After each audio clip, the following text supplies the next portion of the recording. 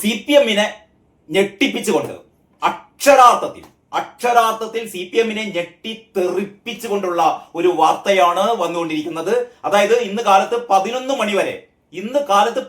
മണി വരെ CPM-നോടൊപ്പം നിലയുറപ്പിച്ചിരുന്ന CPM-ന്റെ സകലമാന തെണ്ടിത്തരങ്ങൾക്കും CPM-ന്റെ സകലമാന തെമ്മാടിത്തരങ്ങൾക്കും CPM-ന്റെ സകലമാന നെറികേടുകൾക്കും എന്താ പറയാ ഓശാന പാടിയിരുന്ന അല്ലെങ്കിൽ ഒത്താശ ചെയ്തിരുന്ന ന്യായീകരിച്ചിരുന്ന CPM-ന്റെ നമ്പർ 1 ന്യായീകരണ തൊഴിലാളിയായ റെജി ലൂക്കോസ് BJP-യിൽ ചേർന്നിരിക്കുന്നു.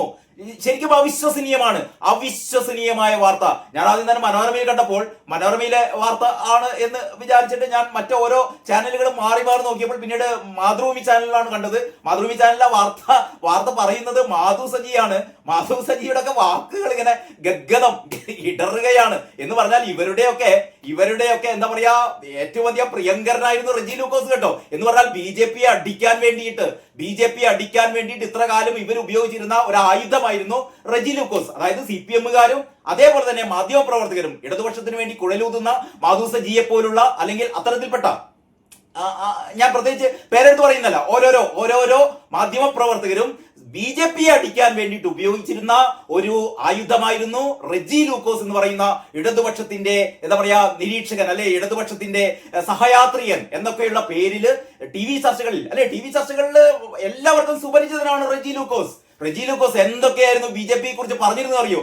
ഇന്നിതാ റെജി ലൂക്കോസിന്റെ വാക്കുകൾ ഇങ്ങനെയായിരുന്നു. അതായത് ഇന്ന് കാലത്ത് 11 മണി വരെ ഞാൻ CPM-കാരനായിരുന്നു, ഇപ്പോഴിതാ ഞാൻ BJP-യിലേക്ക് മാറിയിരിക്കുന്നു. ഇത് പെട്ടെന്ന് ഒരൊറ്റ നിമിഷം കൊണ്ടുണ്ടായ മാറ്റമല്ല.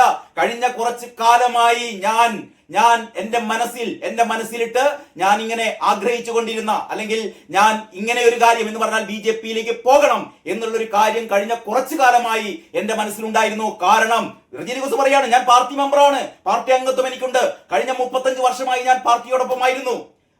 ഇത് ഇന്ത്യയിൽ മാത്രമല്ല, അദ്ദേഹം കുറെ കാലം അമേരിക്കയിലായിരുന്നു. അമേരിക്കയിൽ ഞാൻ പ്രവർത്തിച്ചു കൊണ്ടിരുന്ന കാലത്തും CPM-ന് വേണ്ടി ഞാൻ പ്രവർത്തിച്ചിരുന്നു. ഞാനൊരു മാധ്യമ പ്രവർത്തകനായിരുന്നു.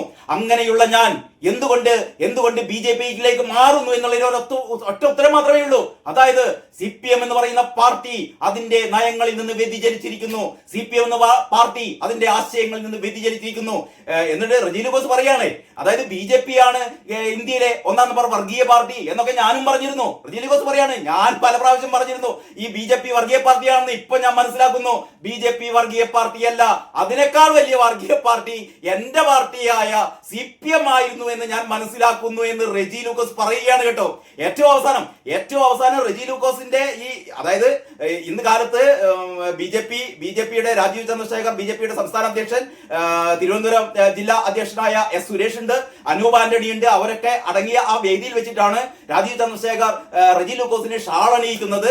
ആ ഷാൾ അണിയിച്ച് കഴിഞ്ഞിട്ട് റെജി ലൂക്കോസ് സംസാരിക്കുകയാണ്. ആദ്യം രാജീവ് ചന്ദ്രശേഖർ സംസാരിച്ചു കേട്ടോ. രാജീവ് ചന്ദ്രശേഖർ പറഞ്ഞു, 2026 എന്റെ ആദ്യത്തെ പത്രസമ്മേളനം, എന്റെ ആദ്യത്തെ വാർത്താ സമ്മേളനം, അതീവ സന്തുഷ്ടനാണ് ഞാൻ. കാരണം ഇതാ BJP കേരളത്തിൽ ഒരു വിപ്ലവം സൃഷ്ടിക്കുകയാണ്. ഞാൻ നിങ്ങളോട് ഈ വീഡിയോ ചെയ്യുന്നതിന് തൊട്ട് മുമ്പ് ഞാനൊരു വീഡിയോ ചെയ്തിരുന്നു. ഇന്റലിജൻസ് റിപ്പോർട്ട്, അതായത് മുഖ്യമന്ത്രിക്ക് ലഭിച്ചിരുന്ന ഇന്റലിജൻസ് റിപ്പോർട്ട് അനുസരിച്ച് കേരളത്തിൽ 5 മുതൽ 10 വരെ സീറ്റുകളിൽ BJP ആധിപത്യം ഉറപ്പിക്കും. അതായത് വരുന്ന നിയമസഭാ തെരഞ്ഞെടുപ്പിൽ 5 മുതൽ 10 വരെ സീറ്റ് BJP-ക്ക് ലഭിക്കുമെന്ന് ഇന്റലിജൻസ് റിപ്പോർട്ട് ഉണ്ടായിരുന്നു. ആ ഇന്റലിജൻസ് റിപ്പോർട്ട് എന്ന് പറഞ്ഞാൽ പുതിയ ഇന്റലിജൻസ് റിപ്പോർട്ട് കഴിഞ്ഞ 3-4 ദിവസം മുമ്പ് വന്നത്. പക്ഷെ ഇതാ സ്ഥിതിഗതികൾ മാറുകയാണ്. 5ഉം 10ഉം അല്ല കൂട്ടരെ, യഥാർത്ഥത്തിൽ BJP കേരളം പിടിമുറുക്കുകയാണ്. രാജീവ് ചന്ദ്രശേഖർ എന്നിട്ട് പറയുകയാണ്, കഴിഞ്ഞ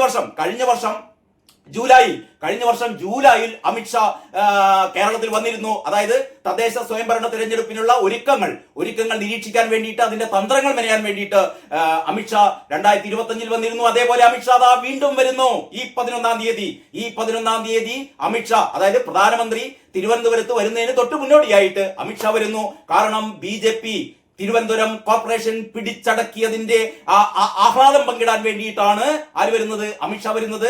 അമിത്ഷാ 2025 ജൂലൈയിൽ ഇവിടെ വന്നപ്പോൾ ഈ തിരുവനന്തപുരം കോർപ്പറേഷൻ ഉൾപ്പെടെയുള്ള എന്താ പറയാ പഞ്ചായത്ത് തിരഞ്ഞെടുപ്പിൽ ആ രീതിയിലുള്ള ഒരു നേട്ടം ഉണ്ടാക്കുന്നതിന് വേണ്ടിയുള്ള കർമ്മ പരിപാടികൾ അമിത്ഷായുടെ നേതൃത്വത്തിലാണ് തന്ത്രങ്ങൾ ആവിഷ്കരിച്ചിരുന്നത്.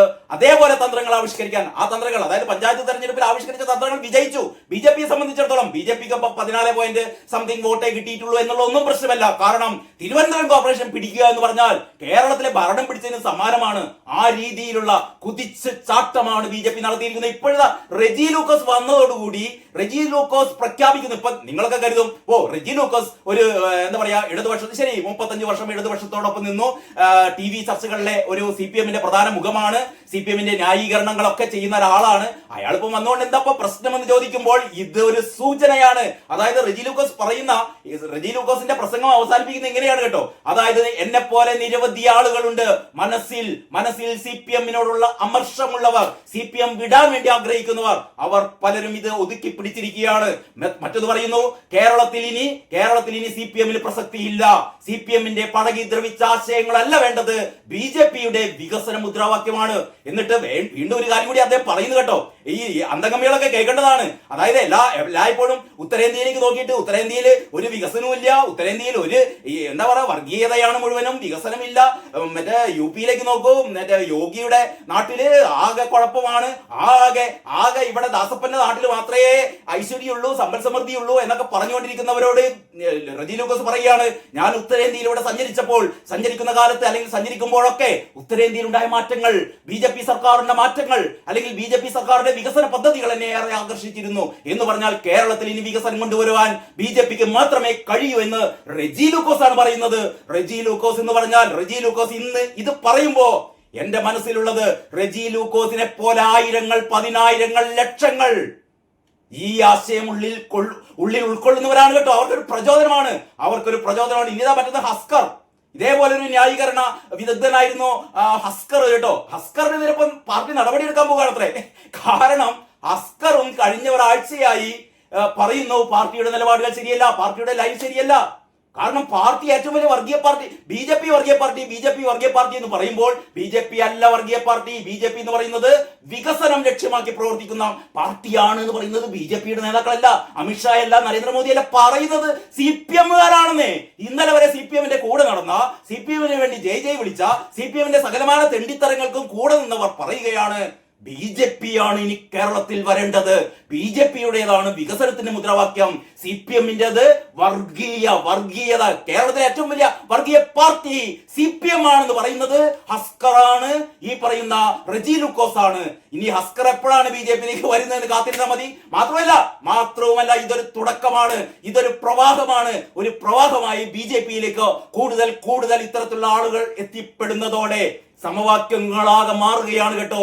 ഒരു ഇന്റലിജൻസ് റിപ്പോർട്ടുമല്ല. അതായത് ശക്തമായ ത്രികോണ മത്സരമാണ് കൂട്ടരെ. 100 ദിവസത്തിനപ്പുറം നടക്കുന്ന കേരളത്തിലെ നിയമസഭാ തെരഞ്ഞെടുപ്പിൽ വരാൻ പോകുന്നത് അതിശക്തമായ ത്രികോണ മത്സരമാണ്.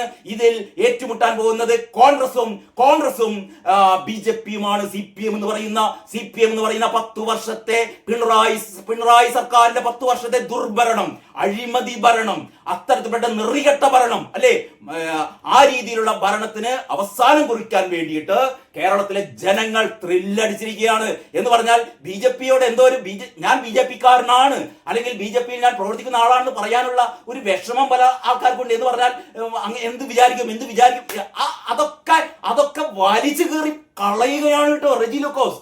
എന്തൊരു ആത്മവിശ്വാസത്തോടെയാണ് എന്നറിയോ റെജി ലൂക്കോസ് രാജീവ് ചന്ദ്രശേഖരന്റെ അടുത്ത് നിന്ന് ആ ഷാൾ സ്വീകരിക്കുന്നത്. അദ്ദേഹത്തിന്റെ ആ ബോഡി ലാംഗ്വേജ് കാണണം. എന്ന് പറഞ്ഞാൽ ഇതുവരെ മനസ്സിൽ അടക്കി പിടിച്ചിരിക്കുന്ന വിമ്മിഷ്ടങ്ങൾ എന്ന് പറഞ്ഞാൽ ഇഷ്ടമില്ലാതെ ഈ CPM-നെ ഇങ്ങനെ CPM-ന്റെ എല്ലാ നെറികേടുകൾക്കും TV-യിൽ വന്നിരുന്ന് ഇങ്ങനെ ന്യായീകരിക്കാൻ മനുഷ്യന് ഉളുപ്പില്ലാണ്ടാവില്ലേ? ആ ഒരു അവസ്ഥയിൽ നിന്നുള്ള ഒരു മോചനം, ഒരു സ്വാതന്ത്ര്യത്തിന്റെ വായു ശ്വസിക്കുന്ന പോലെയാണ് ഇന്ന് റെജി ലൂക്കോസ്. ആ റെജി ലൂക്കോസിനെ അവതരിപ്പിക്കുമ്പോൾ മാധുവിന്റെ വാക്കുകൾ ഇടറിപ്പോയതുപോലെ എനിക്ക് തോന്നുന്നു ഈ സകലമാനം മാപ്രകളുടെ അണ്ണാക്കിലേക്ക് പടം കുത്തി തിരികെയാണ് റെജി ലൂക്കോസ് ചെയ്തിരിക്കുന്നത് എന്ന് പറഞ്ഞാൽ നിങ്ങളുടെ ഇമാതിരിയുള്ള കുത്തിത്തിരിവുകൾക്ക് ഇനി നമ്മളെ കിട്ടില്ല. ഞങ്ങൾ ഇനി സത്യം പറയാൻ പോവുകയാണ്. കേരളത്തിന് ആവശ്യം BJP-യുടെ വികസനമാണ്, അതല്ലാതെ കാലഹരണപ്പെട്ട CPM-ന്റെ ആശയങ്ങളല്ല, CPM-ന്റെ വർഗീയ കുത്തിത്തിരിപ്പുകളല്ല എന്ന് പറയുന്നത് റെജി ലൂക്കോസ് ആണ് എന്നുള്ളതാണ് ഏറ്റവും പ്രധാനപ്പെട്ട കാര്യം. ഞാൻ ഇത് നിങ്ങളോട് പറയുമ്പോൾ സത്യം പറഞ്ഞാൽ ഞാനിപ്പോഴും വിശ്വസിച്ചിട്ടില്ല കേട്ടോ. സത്യം പറഞ്ഞാൽ ഈ TV റിപ്പോർട്ട് കണ്ടിട്ട് ഞാൻ എന്നെ പലതവണ ഇങ്ങനെ നുള്ളി കുത്തിയൊക്കെ നോക്കി, അല്ല ഇത് സ്വപ്നം കാണുകയാണോ? കാരണം റെജി ലൂക്കോസ് BJP-യിലേക്ക് വരുന്നത് നമുക്ക് ഒരു തരത്തിലുള്ള എന്താ പറയാ ഒരു ധാരണ നമുക്ക് ഇല്ല കേട്ടോ.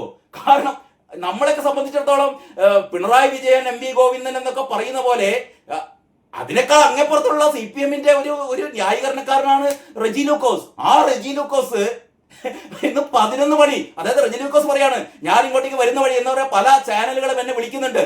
എന്തിനു വേണ്ടിയിട്ടാണെന്ന് പറയാം, CPM-ന് വേണ്ടി അഭിപ്രായം പറയാണ്. അപ്പൊ റെജി ലൂക്കോസ് പറഞ്ഞു ഞാൻ എന്റെ നിലപാടുകൾ പരിശോധിക്കുക, ആ രീതിയിൽ ഒരു സൂചന നൽകിയിട്ട്, അതായത് ഞാൻ BJP-യിലേക്ക് പോകുന്നെന്നും പറഞ്ഞിട്ടില്ല, ഞാൻ എന്താ പറയാ ഞാനിപ്പോ വരുന്നില്ല, ഞാൻ ഇന്ന് വരുന്നില്ല എന്നുള്ള രീതിയിൽ പറഞ്ഞിട്ടാണ് അദ്ദേഹം ഈ BJP-യുടെ ക്യാമ്പിലേക്ക് വരുന്നത്. അപ്പോൾ ഇന്ന് റെജി ലൂക്കോസ് വന്നു എന്നുള്ളത്, ഞാൻ വീണ്ടും പറയുന്നു, ഒരു റെജി ലൂക്കോസ് അല്ല, റെജി ലൂക്കോസ് വന്നു എന്നുള്ളത് ഒരു സൂചനയാണ്. ഈ വരുന്ന 100 ദിവസത്തിനുള്ളിൽ റെജി ലൂക്കോസ് തന്നെ പറഞ്ഞു ഇനി ഒരു ഒഴുക്കായിരിക്കും BJP-യിലേക്ക് എന്ന്. സത്യം പറഞ്ഞാൽ ഇനി നടക്കാൻ പോകുന്നത് കൂട്ടരെ, ഞാൻ ഒരിക്കൽ കൂടി പറയാണ്, ഈ ഇന്റലിജൻസ് റിപ്പോർട്ട് അതൊക്കെ പോട്ടെ, അതൊക്കെ നമ്മൾ വിടാം. ഇനി നടക്കാൻ പോകുന്നത് ശരിക്ക് മൂന്ന് പാർട്ടി അല്ലെങ്കിൽ 3 മുന്നണികൾ, UDF-ഉം LDF-ഉം NDA-യും തമ്മിലുള്ള പൊരിഞ്ഞ പോരാട്ടമായിരിക്കും. ഇതിൽ കാലിടറാൻ പോകുന്നത് CPM-ന് തന്നെയാണ് എന്ന് പറഞ്ഞാൽ, പശ്ചിമ ബംഗാളിൽ എങ്ങനെയാണോ CPM കുറ്റിയേറ്റ് പോയത്, എങ്ങനെയാണോ ത്രിപുരയിൽ കുറ്റിയേറ്റ് പോയത്, അതേപോലെ ഇതാ കേരളത്തിൽ CPM കുറ്റിയേറ്റ് പോകുകയാണ്.